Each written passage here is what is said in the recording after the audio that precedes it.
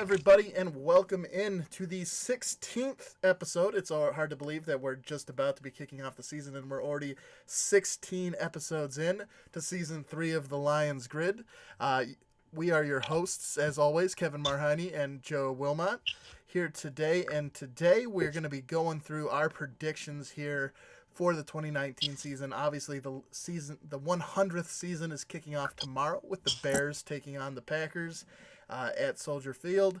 But in preparation of that today, we figured we'd go ahead and have an episode just taking a look at what some of our predictions for the upcoming season.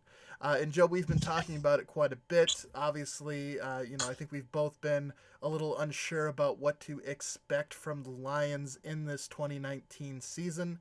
But we've figure at 500, and then I was like, even that's not the playoffs, and I can see them losing a couple of games early on. I was even thinking 9-7 for a while. I can see them losing, having a losing record after the first 5 weeks of the season, and then losing confidence, losing faith in Patricia, kind of falling apart early on, and not really putting together a whole bunch of complete games. So I underbid it. I said 6-10, and I'm hoping I'm wrong. But that's what I'm going with. Is I'm going with, in preseason, I was like, oh, division winners, playoff run. And I've changed my mind because I think I want to be more accurate with my idea of how they're going to do this season. So if at the end of the season they're 10-6, that's good. If you're right and they're at 8-8, or if I'm right, they're at 6-10, then we can look back on it and say, well, our predictions proved correct or incorrect. Certainly. I mean, by all means, there is a long season to go ahead of us, so our predictions here at the start of the season certainly are going to change as the story unfolds over the course of the season. And I think for me, I was looking at it as obviously they went 6-10 last season. I do feel like they improved the roster both on the offensive and defensive side of the ball. So I figured, with making improvements to the rosters, hopefully that's going to lead to an improvement in the in their record. We'll have to see how that goes. I know looking across the league, a lot of the power rankings that come out from all the various publications, ESPN, The Atlantic, Fox Sports, Barstool, all of them have the Lions ranked below 25 or higher. So, we've talked about it around the league and with Vegas. Everyone's sort of counting the Lions out. They're expecting them to have a poor season. I don't know if you saw it, but ESPN ran a simulation, and they have the Lions starting out 0-11 and having Matt Patricia getting fired. So 0-11? 0-11 and Matt Patricia getting fired as a result. So there's that's ridiculous. I don't know about 0-11. I just saw them, with the prediction that they're going to lose the opening game. I didn't see that it would continue for 10 straight after that. Yeah, they're predicting them to be bad, and I think a lot of people are hating on them. I've only seen one person who actually had them being a surprise team for this year and actually overperforming and making the playoffs. So, yeah, and I think to your point, the preseason didn't really answer a lot of our questions. We didn't get to see a whole lot of the offense and the defense, so there's certainly a air of mystery around this team as we head into the season. It's hard to tell really what to expect from the team. And like I said, I think the roster has gotten better with the talent they have on there. So that's why I went with the 8-8 mark. Luckily there are teams on the schedule like the New York Giants, the Arizona Cardinals, the Washington Redskins, teams where I feel like the Lions should be able to beat them. Because I don't feel like they're one of the worst teams in the NFL, and I feel like those teams are all examples of teams that are. So there's certainly a chance there. Of course, we've talked about it before as well. Since we've been doing the Lions grid, the Lions are 4-0 against the Green Bay Packers. So you figure I gave them at least winning the game at home at Ford Field to end the year.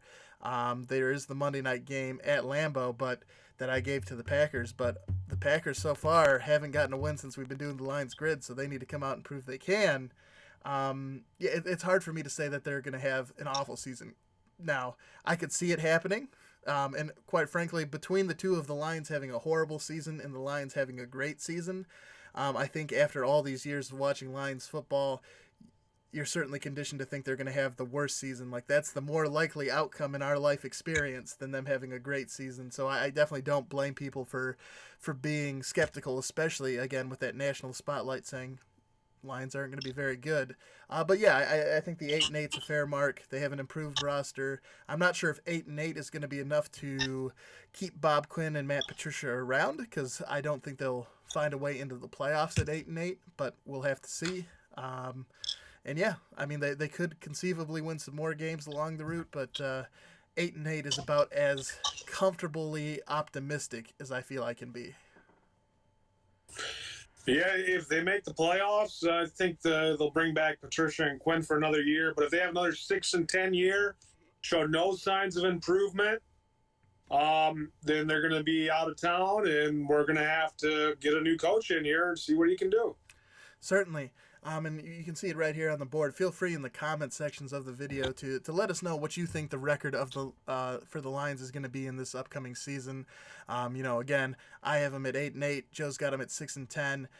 Feel free to leave what you think their mark's going to be in the comment section, and we'll keep an eye on that, and we'll see how people's opinions differ from ours. But yeah, certainly something that we'll be keeping an eye on, of course, here throughout the course of the season. And what better way, obviously we've touched on how we think the Lions are going to do from a record perspective. So I think the next area for our predictions to focus on are our picks for the NFC divisional champions. So I'm going to throw both sets of those up here real quick, and we'll take a look. So on this first screen, these are Joe's picks for the NFC champs. You have the Bears winning the NFC North, the Saints with the NFC South, Eagles, NFC East, and the Seattle Seahawks taking the NFC West. You're going to see a little bit of a difference here with my screen. Not a whole lot, but there is some. We got the Chicago Bears I'm taking the Bears in the North, Saints in the South, the Cowboys in the East, and I'm saying that the Rams are going to avoid that Super Bowl hangover and win the NFC West again this season. So we just differ there on the East and West picks, Joe. Otherwise, we both feel pretty comfortable with the Bears and the Saints. We'll take a look at our Super Bowl picks later on, which will decide, or sort of hints at which team we think is the best in each one of the conferences, the NFC and the AFC. But of those four teams, your division winners right there. Is there any one of those teams in particular, Joe, you're super looking forward to seeing how they play here in 2019? Well, I want to see. I don't necessarily like Seattle, but I think that they've been out of the playoffs and out of competition for a while now. Mm-hmm. To be a contender for the NFC playoffs and Super Bowl and all that. So I think Russell Wilson's going to have a good year. I think the Seattle Seahawks are going to have a bounce back year. And I don't think the Rams are really going to perform as they did last year, because you don't know about Todd Gurley's knee, and Jared Goff, had to have lost a lot of confidence from not being able to score a touchdown in the Super Bowl. I mean, we saw that with Carolina. When Carolina went in and they were 15-1 and they were going to win the Super Bowl, and then they just didn't perform well at all. They lost it, and you go from 15-1 to missing the playoffs the next year, and then they're being average last year after a strong start. So what I really think is going to happen with the Rams is they're gonna have that Super Bowl hangover, and it's going to give leeway to the Seattle Seahawks to take over that division. Now, the team I'm excited to see is the bounce back of the Philadelphia Eagles. You have Dallas winning that division, and I think that's a good choice because, you got Amari Cooper, you got Dak Prescott, and you got Ezekiel Elliott, who just got signed for an extension for $90 million. And I think Dallas has, the wide receiver, the running back, and the quarterback, the three positions you need on offense to be effective. But I think Carson Wentz has had a mediocre season last year. He's been getting injured the last couple of years. he saw all the success with Nick Foles when they had the Super Bowl run and the Super Bowl victory. Mm-hmm. And he's thinking to himself, I have to have a good season. I'm getting paid all this money. I need to perform like a number one quarterback and get this team that's talented enough to get back to the Super Bowl, where they haven't lost very much talent from their Super Bowl run a couple of years ago. So I'm just excited to see the Eagles and how they play this season, because in Madden, we looked at that earlier on in the Lions grid, and we saw that they're one of the highest rated teams in Madden. So they have the talent, they have the players. It's just a matter of coaching and execution from the quarterback play. No more is Nick Foles taking the spotlight away from Carson Wentz. It's Carson Wentz's job, and it's his job to stay healthy to see how far the Eagles can go in 2019. Yeah, and I think that's gonna be what decides the battle in the NFC East. Can he stay healthy? Because if Carson Wentz can stay on the field, he has been productive doing so when he's out there, but he has suffered quite a bit from injuries. So the NFC East battle between the Eagles and the Cowboys, I think, is going to make for some great Sundays here moving into the season. Definitely two very talented teams where there's certainly going to be a fight there for the top of the NFC East. So looking forward to getting to see that. In the NFC West, the Seahawks are definitely a talented team. They're not a team you can count out. As my dad just pointed out there, he likes the 49ers as a sleeper, thinks they could be really good. I think, similar to the Eagles, one of the keys there is going to be how Jimmy Garoppolo does coming off of his injury. He had that torn ACL, and I know in preseason there was a lot of talk about him throwing a lot of interceptions because he was just airing it out, but I think part of that was just him getting used to throwing the ball again on that knee and maybe taking some chances he wouldn't normally take just to get back to feeling comfortable with everything. But the 49ers, I do agree, could be sneaky there in that NFC West, especially if the Rams do suffer from that hangover from the Super Bowl.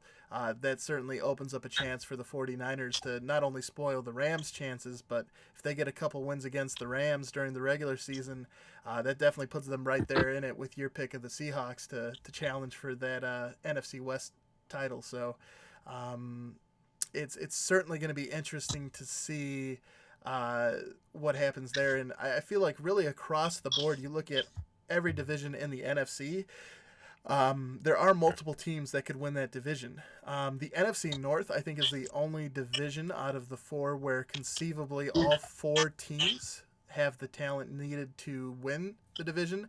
Obviously, the Lions would be the dark horse because I think they're the least likely team in a lot of people's opinions to win the NFC North. They're the dark horse again. But, the Vikings, depending on how Kirk Cousins plays, if he plays well, they could win. With the Bears, of course, their defense is fantastic, so it's really going to come down to how Mitchell Trubisky performs. And then the Packers, it's how far can Aaron Rodgers carry this team. Their defense has been improved. Their offense, obviously, Aaron Rodgers is the star.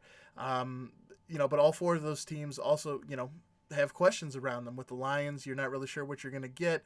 The Packers, how well is Rodgers going to gel with the new head coach? The Vikings and the Bears, how well are their quarterbacks going to be able to play? So you look at every team in the NFC North, and you're like, they all have one, number one guy. Like for the Bears, it's Khalil Mack. Mm-hmm. For the Packers, it's Aaron Rodgers. As for the Lions, it's more like, they'd say Stafford or, I don't really know anybody else that they would say, because everybody else it's like a team. So for the Lions, their goal is to play as a team, like the Patriots did when they won their championships and just had a good quarterback running the system. But when you look at Minnesota, you look at their tight end position. If Kyle Rudolph is still there and Anthony Barr, those are some big playmakers. Harrison Smith, if he's still there. These are some big playmakers for Minnesota on the defensive side. And, of course, you have the question mark quarterback with Kirk Cousins. But, when you look at, what's scary to look at is just how dominant Aaron Rodgers and how dominant Khalil Mack are. Mm-hmm. When you look at, as number one guys, as the leaders of the team, when you look at, the Lions, they're more like a team. And when you look at the Vikings, they have about three guys that can make a difference. So each team is coming in with a different game plan and way to execute their 2019 season.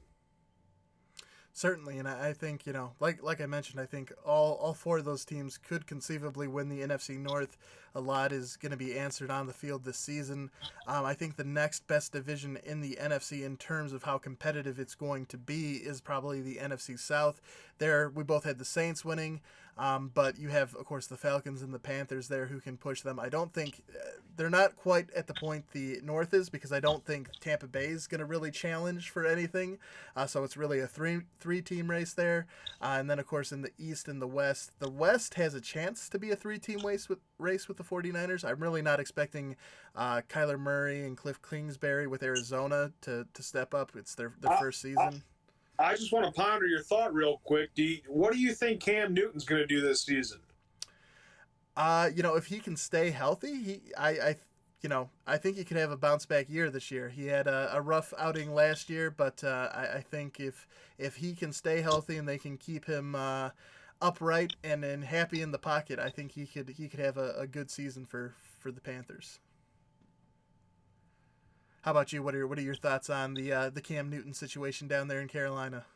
Well, I think that he discussed his throwing motion, saying that it's changed since he's had surgery on his shoulder. Mm-hmm. And I'm just curious to see how that's going to affect whether or not it's still a fastball or whether or not it's slowed down, whether or not he's going to be more accurate. Just kind of seeing, what type of game he's going to bring as far as the throwing accuracy and throwing speed. He's another year older. His legs have another year on the speedometer, on the mileage. So, he might slow down. He might not be as effective. He might not want to take those big hits anymore that he could when he was younger. So I think for a mobile quarterback and a big quarterback like him, he's going to have to prove that his arm can get the job done, and not rely so much on his legs and the physical contact like he did when he was younger. So he's going to have to change his game plan according to what suits his abilities. Yeah, certainly. I think he's definitely not as young as he once was. So making sure that he's maybe taking a couple less risks when he's running the ball and maybe trying to avoid some of that contact that he would sort of take head on, I think are certainly two steps he can do to try and help stay healthy this season. Because if he gets hurt, it's similar to us with Stafford. If Cam goes down for the Panthers, their season's gonna be in trouble. Certainly need him if they're going to be successful at all. And I can see here my dad chiming in that the Falcons are a no-go. Panthers possible, but it's going to come down to Cam. And then Tampa Bay is very hit by a hurricane. Yes, Tampa Bay is in Florida dealing with hurricanes. Yeah.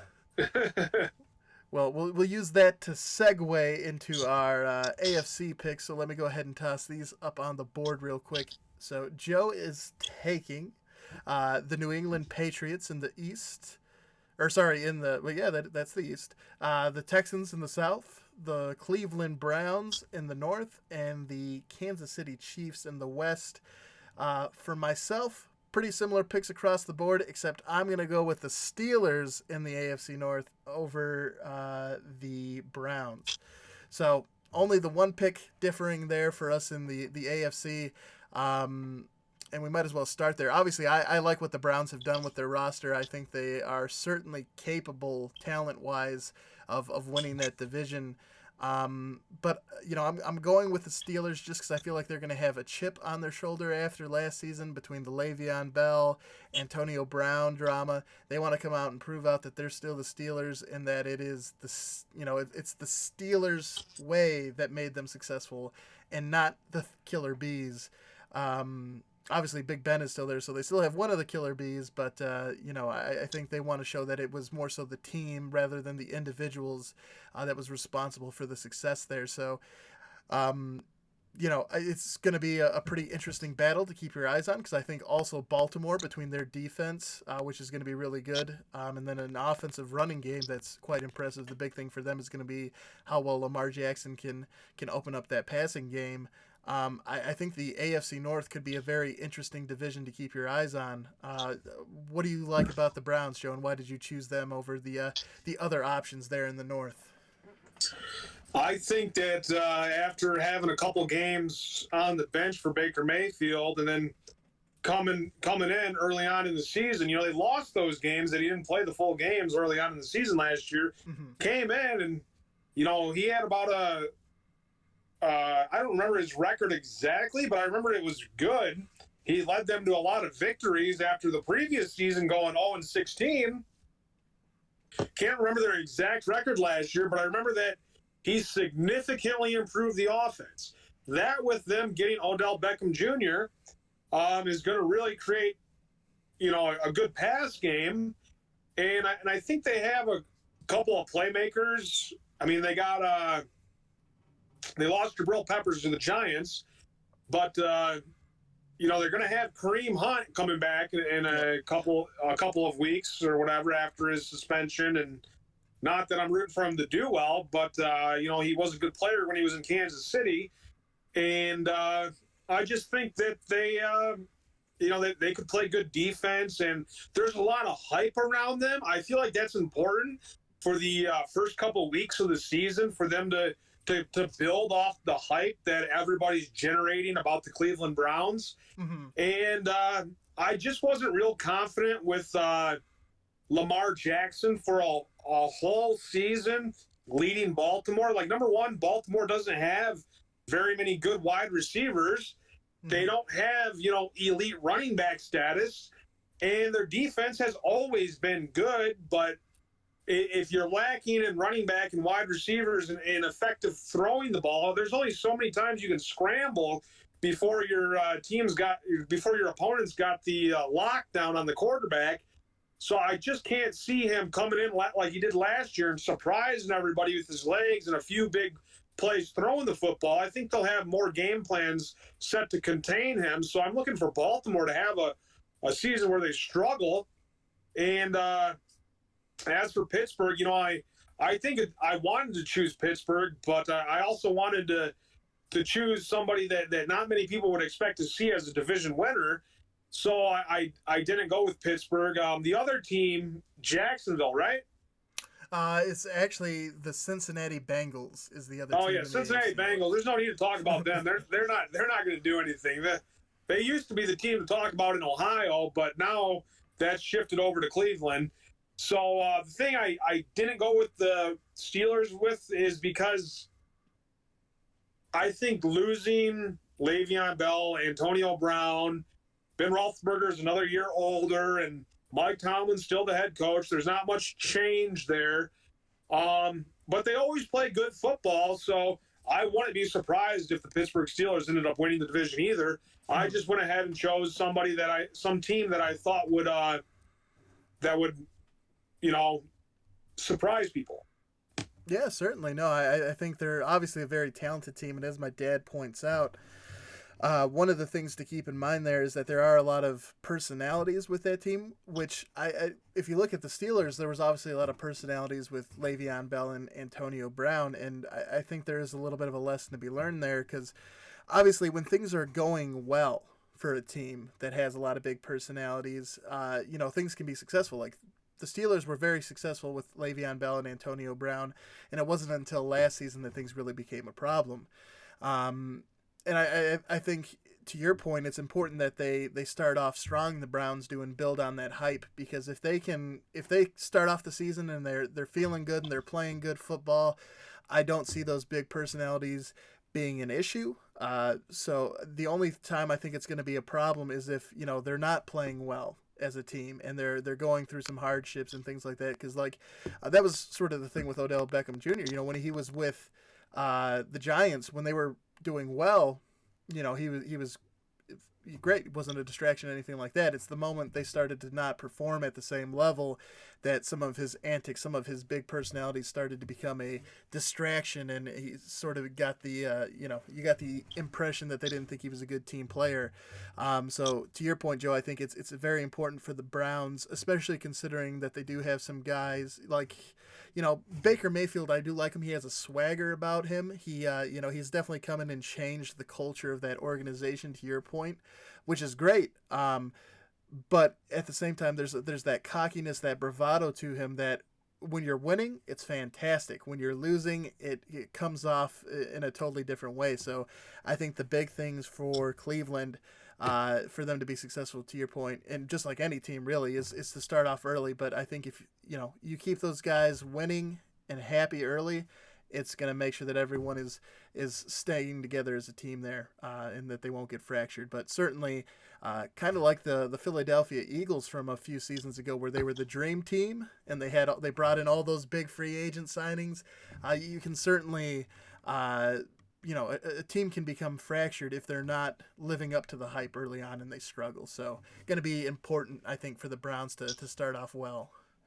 And then we were, in agreement looking around the rest of the AFC. The Patriots, I think we're both not ready to call the Patriots run there in the AFC East over. I seriously don't know what the problem is with the Jets, the Dolphins, and what's the other team? The Bills. Yeah, it's not even a competition in that division. Yeah. I mean, are you serious? Jets, Bills, and Dolphins? Like, when have those teams ever been good in the last 20 years? Well, they may have been good in the previous 10 years to Bill Belichick taking over. They had some success then, but since it's been the Belichick era, in the 80s it was the Dolphins, in the 90s it was the Bills. Yeah, they've struggled mightily since then. So it's there was the couple of seasons where Mark Sanchez and Rex Ryan did challenge them. With the Jets were the 70s. I guess the 2000s, and 2010s are the Patriots. Yeah, but by and large, the Patriots have had a very easy time. They can count on pretty much 6 division wins in a season, which not only helps ensure they win the division, but it sets them up in great position for securing home field advantage. So Patriots should win again this year. I don't really think there's anyone that's going to challenge them. Moving on to the AFC West, we both went with the Chiefs, and we were talking before the show about whether or not Patrick Mahomes would be able to replicate the type of success he had last season, or would he struggle from the Madden curse, or what could happen there. So with us both picking them, I think we're both thinking that the Chiefs are going to have a pretty good season. Again, outside of the Chargers, I think are the real main challenger to the Chiefs in the West. The Broncos, obviously they brought in Joe Flacco, but they've been struggling to find a QB to match that defense, which is a pretty good defense. And then they've got that running game. I think Joe Flacco is a good, solid quarterback that you can put back there and feel pretty good about as your quarterback for the Denver Broncos. I mean, he's won a Super Bowl. Yep. He's made some big plays. He's fairly accurate. He's experienced veteran. So I'm not really, there's not really a question mark on his on the quarterback position of who's starting over there. So I just expect to see, average gameplay from Joe Flacco and good defense, but overall as a team, I don't think they're going to be able to be in very many games. Yeah, it's going to be a question of can Flacco not make mistakes, and can that defense hold offenses like what you're going to see with Kansas City in check long enough so that, or keep them in check for a game so they can win those games. And, I think with us both choosing the Chiefs, clearly we're thinking the Chiefs are going to get the better of those matchups. So, again, going with the Chiefs there. I am excited to see also what happens with the Raiders. Obviously, this is year 2 for John Gruden, so it'll be interesting to see what sort of improvements they have this season. But, of course, I'd also like to see Antonio Brown. It's been a off-season filled with distractions and a preseason with distractions. It'd be nice to see him come out and get back to just playing football and getting some success there, because certainly a receiver I enjoy watching. And of course, he's got that Michigan connection being that Central Michigan graduate. So certainly like to see him get back to form a little bit. I'm not sure how successful as a team the Raiders are going to be, but I'd like to see that Derek Carr, Antonio Brown connection sort of start to build throughout the course of the season. I'd like to see the Raiders do well. There's just too many players I don't know on the team, so maybe they'll make an impact this season. Maybe they'll, I mean, I'm looking for them to win more games than they did last year. So they can't possibly be as bad as they were last year. So, and they play the Detroit Lions this year, so that'll be a fun matchup to watch. I've always enjoyed the Raiders outside of the Detroit Lions. There's a few teams that I like, this year. The Chiefs, the Eagles, and some other things like that. But, that should be a runaway for the Kansas City Chiefs this year. Yeah, for sure. And then looking at the last division there for the AFC, of course, we both chose the Houston Texans. Obviously, the landscape of the AFC South getting shifted pretty dramatically with Andrew Luck deciding to retire. Jacoby Brissett will be the starting quarterback for the Colts moving forward. But you have the Texans, who went out and did that trade with the Dolphins to bring in Kenny Stills and also the lineman Larry Tunstall, I think Larry's his first name. But he was essentially their starting left tackle. They also brought in I think they got a couple of linebackers and a first-round pick for Jadeveon Clowney. So they definitely been making some moves, looking to bolster themselves up. But at the top, we both have the Texans. And then, of course, also in the South, you have the Colts, the Titans, and the Jacksonville Jaguars. Jacksonville, I think it could be interesting to see how things go with Nick Foles. Obviously, he came in for the Eagles and provided them with a spark. They still have a pretty good running game and that defense. So, if he can not turn the ball over and help guide that offense down the field, Jacksonville could be scary. But I think both of us going with the Texans there. And we'll take a look at the Super Bowl picks here in just a moment. But I am really a really big fan of the Texans. I think this could be their year. So not only do I have them winning the AFC South, but spoiler, I do have them as my AFC Super Bowl team as well. So no way.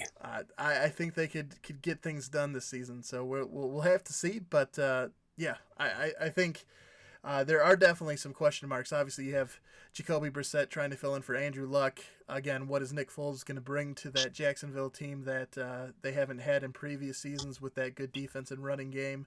And then the Titans, obviously this is Marcus Mariota's, I think this is his 4th or 5th season, so this is like the shut up and prove it season for him. But, what I saw of the Titans in preseason, they didn't look very good. Maybe they're holding on to stuff. Obviously, they lost their offensive coordinator, Matt LaFleur, to the Packers, who's now their head coach.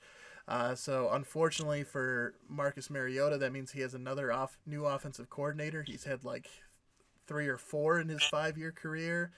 And Ryan Tannehill, who they also brought over from Miami, this is also like his 5th or 6th offensive coordinator. So both those QBs have struggled, but they've lacked really consistency throughout their NFL career. So I don't really expect a whole lot out of the Titans, but I guess we'll see. I definitely like the Texans myself. Yeah, I'm just going to tag on something real quick. I think that, they said given Deshaun Watson time in the pocket, he'll be able to complete the passes. He's a mobile quarterback. DeAndre Hopkins is one of the best wide receivers in the league, not to mention with Kenny Stills now. Mm-hmm. And the defense, they were a good defense with Jadeveon Clowney, and I think they're going to be a good defense without him. Granted, they're going to be missing that key player, but I still think they'll be able to be effective. I wanted to go with the Titans, but there's just too many areas that they're missing to really compete. And big question mark at quarterback, like you said, with Marcus Mariota. So I had to go with the Texans. I didn't want to, but I had to. The Texans have been a team that has received a lot of hype in recent years, and they haven't lived up to that. So, that was a little bit of a concern as I was making my Super Bowl pick. But in J.J. Watt, I will trust, and we will hope that this before the season kickoff Super Bowl pick doesn't end up looking too foolish before the season's done with. Speaking of Super Bowl picks, let's go ahead and toss them up here. So Joe is going with Kansas City and Philadelphia. Myself, I am going with Houston and the Saints. And so, we've talked a lot about most of these teams. I think the only one we really haven't talked about yet is the Saints. And I think they're another team that's, offensively last season, they showed they're very good. I think they've continued to make improvements on the defensive side of things. So for me, that's why I have them there in the Super Bowl. And yeah, I again, feeling pretty good about the Texans, what they bring to the table, what they've added to the offensive side of things. And then, of course, their defense, as you mentioned, has been pretty stalwart. Obviously, Jadeveon Clowney leaving is it's hard to replace him with someone of his caliber. But I do think they'll still be a very productive defense despite losing a player who is really good. But anything you want to say about your potential matchup there for the Super Bowl, Jeff, with the Eagles and the Chiefs? I think that I chose the Saints to win the NFC record for the regular season and have the number one seed. But I just think that I agree with some of these analysts that were talking about Drew Brees and how his arm gets worn out through the course of a season. How he's not as accurate and he doesn't have as much gun to it, and he's another year older, saying that he's not going to be as an effective passer the longer the season goes on. So you think about 16 games in the regular season, 17 weeks in the for the season, and then you think about the playoffs, till week 20 weeks down the road. Is he going to still be as effective as he is coming off fresh at the start of the season? That's why I'm going with a younger team and a team that has solid defense and solid offense. The only question mark, of course, is injury. I believe if Carson Wentz does not get injured, that he'll have a really good season and he'll be able to perform well.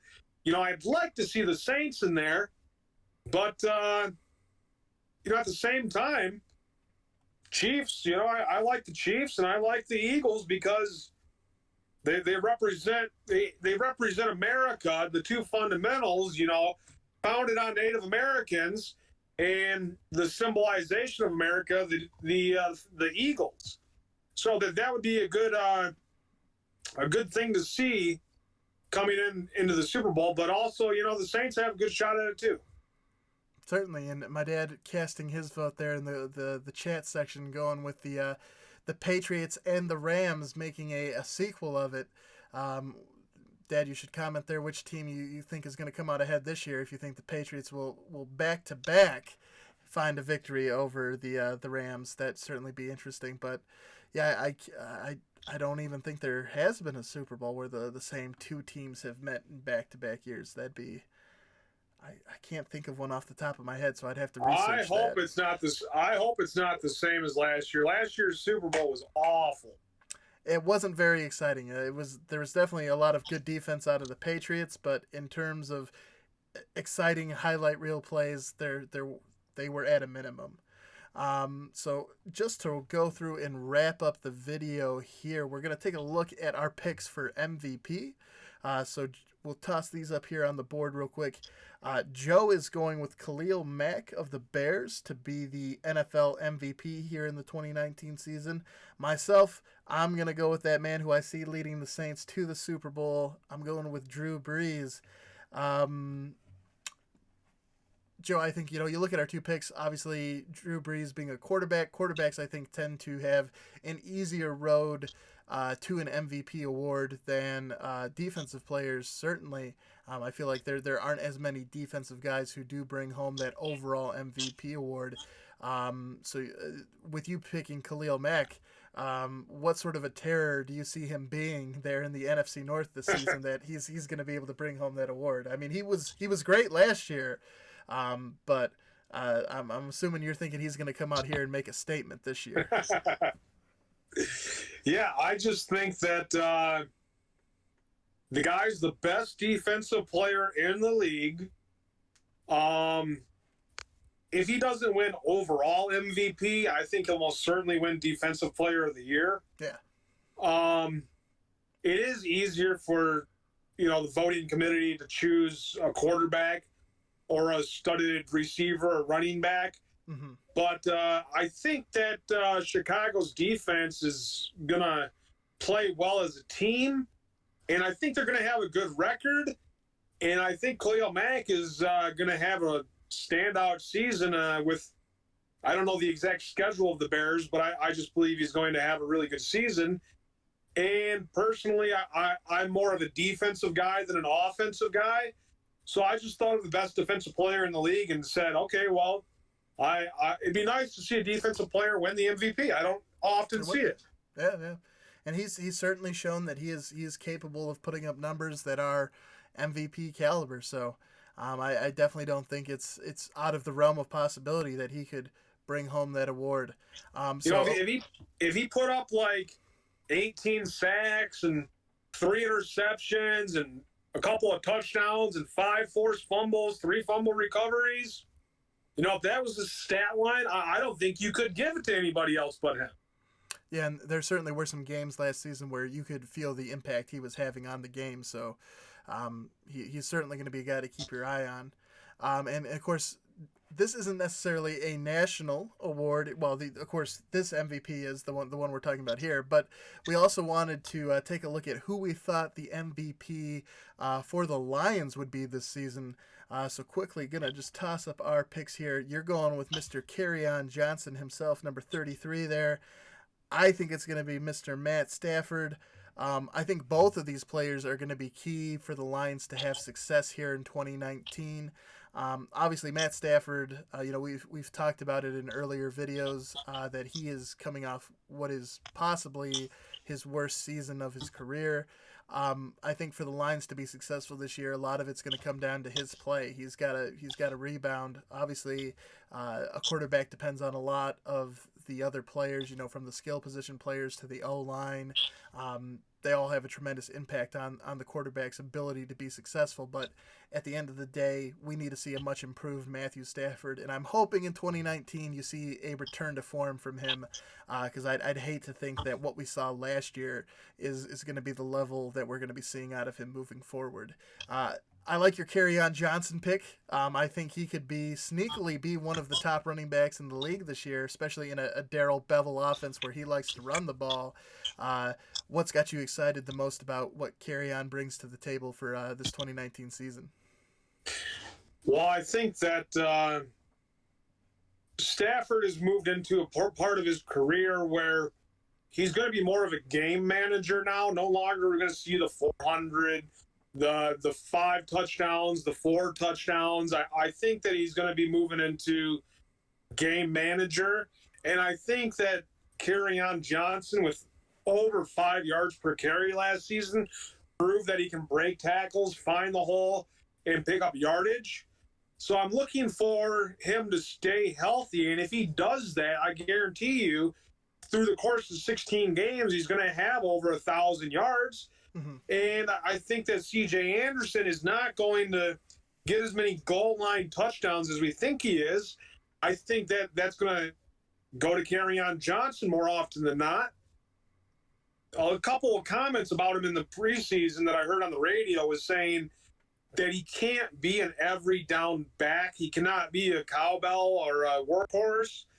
And I kind of disagree with that, because I think that he's young enough to be able to do that for a couple of years. I mean, Ezekiel Elliott's doing it. They're saying the day and age of the workhorse running back is gone. Mhm. and they moved to a two-back system, a third down running back system, a power back. But I really think that if you start the engine with Kerryon Johnson, you're not going to want to cool it off and let it reheat throughout the game. I think you're just going to want him to get on his tear and get in the end zone, pick up yards, and I can really see the offensive run game be more effective than the pass game because the offensive linemen, they like to run block more than they like to pass block. Yeah, I think in the past it's always been a pass first offensive approach for the Lions, and I think they will be making that shift to a more run oriented offense with the hopes that the run is going to help open up the passing game for Stafford. And you're right. Hopefully, I think you might be right. We've seen the end of the stat Padford era of Matthew Stafford. I don't think he's going to go for those huge numbers that we've seen from him in the past. You know, you were talking about Russell Wilson being a efficient quarterback. That's sort of what we need to see out of Matt Stafford, making the most out of the opportunities he's going to have in the passing game, and then allowing that running game and the defense to help set him up to be successful. So if that does happen, hopefully that will make him his performance overall will look better and may help elevate him to the team MVP status. But certainly, I think Kerryon Johnson is going to be a big part of making that happen. So if he's going to be getting the ball, if he has a great season running it, it's not going to be surprising if at the end of the year you take a look at this Lions roster and say that Kerryon was the MVP, because I think he is going to be a big part of the offense. So that, I think, wraps up our predictions here for this 2019 season. Obviously, we went over it a lot. We talked about where we thought the Lions were going to be. Joe had that 6-10 record. Me myself going with that 8-8. But again, as we mentioned earlier in the video, make sure in the comment section you drop us the record you think the Lions will have here in 2019. Certainly we've heard from a lot of national media about them projecting them to be really awful this season, but we're just curious about what everybody else might think about how they're going to perform. And yeah, as always, if you enjoyed the show, please do help the channel grow. Go ahead and hit the like button. Make sure that if you haven't subscribed, you do so. It really helps us out. Of course, we're trying to build that subscriber count, and it has been growing, but we can always use more support there, and we really do appreciate it. We will be coming back more frequently. We do have all our programming planned out for this upcoming season. So most days there will be a brand new, fresh episode of the Lions Grid for you to check out.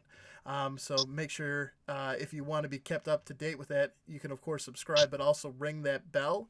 That'll make sure that anytime we're going live with new content or a new video has been published after the live video, that you'll get alerted and you can go ahead and check that out.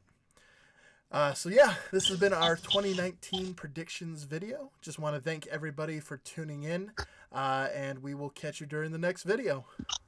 Have a good one. Peace out.